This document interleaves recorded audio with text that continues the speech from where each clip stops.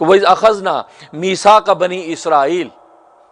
یاد کرو اس وقت کو کہ جب کہ ہم نے عہد لیا بنی اسرائیل سے۔ بنی اسرائیل سے کیا عہد لیا؟ لا تعبدون الا اللہ، تم عبادت نہ کرنا مگر صرف اللہ کی، اللہ کی عبادت کرنا۔ اللہ کا مفہوم ذکر کر کے حصر کر دیا کہ عبادت صرف اور صرف اللہ کی ہوگی، اللہ کے سوا کسی اور کی عبادت کا تصور ہی نہیں ہے۔ یہ نہیں کہا لا تعبد، یہ نہیں کہا عبد اللہ، اللہ کی عبادت کرو، نہیں، لا تعبدون الا اللہ، تم عبادت نہ کرنا کسی کی، الا اللہ، مگر اللہ کی، یعنی اللہ کے علاوہ کسی اور کی عبادت کا تصور بھی نہیں۔ ظاہر ہے کہ العظمت للہ ان کی کامل ہوگی تو اللہ تبارک و تعالیٰ کی عبادت کے علاوہ کسی دوسرے کا تصور بھی قائم نہیں ہو سکتا۔ لیکن اگر العظمت للہ کا رکن ان کا کامل نہیں ہوگا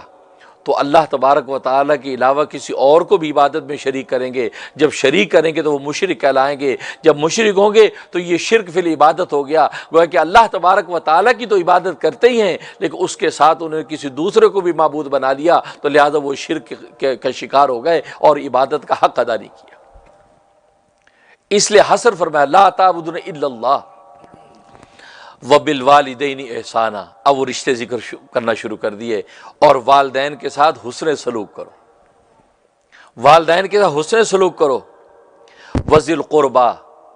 اور اپنے عزیز و اقارب کے ساتھ حسن سلوک کرو، وَالْيَتَامَى، اور یتیموں کے ساتھ نیک رویہ رکھو، وَالْمَسَاكِينَ، اور مسکینوں کے ساتھ جو ہے وہ نیک رویہ رکھو۔ اب دیکھیے یہ رشتے ذکر ہو رہے ہیں، سب سے پہلے والدین کا رشتہ ذکر فرمایا وہ بالوالدین احسانا، تو گویا کہ اس کے تحت جو ہے وہ آٹھ جو ہے عہد و پیمان ذکر کیے جا رہے ہیں۔ پہلا عہد کیا لیا کہ لا تعبدون الا اللہ، اللہ کے سوا کسی کی عبادت نہیں، یہ پہلا عہد۔ اور دوسرا عہد وبالوالدین احسانا، والدین کے ساتھ حسن سلوک کرو، وذی القربہ، تیسرا عہد کہ عزیز و اقارب کے ساتھ حسن سلوک کرو، والیتامى، چوتھا عہد کہ یتیموں کے ساتھ حسن سلوک کرو، والمساکین، اور یہ پانچواں عہد کہ مسکینوں کے ساتھ حسن سلوک کرو، وقولوا للناس حسنا، اور لوگوں کو اچھی بات کہو۔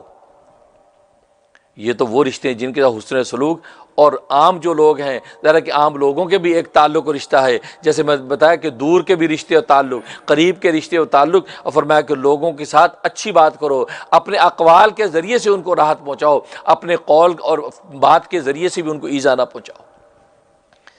اس کے بعد ساتواں عہد وَأَقِیمُوا الصَّلَاةَ، اور نماز کو تم قائم کرو، وَآتُوا الزَّکَاةَ، آٹھواں عہد اور زکوٰۃ کو تم ادا کرو، ثم تولیتم، اور لیکن تمہاری حالت یہ ہے کہ تم پھر گئے اس عہد پورا کرنے سے، الا قلیلا منکم، مگر تم میں سے تھوڑے سے لوگ، تھوڑوں سے تو اس عہد کو پورا کیا، اس پر کاربند رہے، لیکن اکثر تم سے اس عہد کو توڑ گئے۔ کیوں؟ وانتم معرضون، اس لیے کہ عہدوں سے پھر جانا تمہاری عادت ہے، تم اللہ سے عہد باندھ لیتے ہو اور عہد سے پھر جاتے ہو، یہ تمہاری عادت ہے کہ تمہاری گھٹی کے اندر ہے کہ تم اللہ سے عہد پیما کر لیتے ہو اور پھر بعد جا کے مکر جاتے ہو، وانتم معرضون، اور تم جو عہدوں سے پھر جاتے ہو۔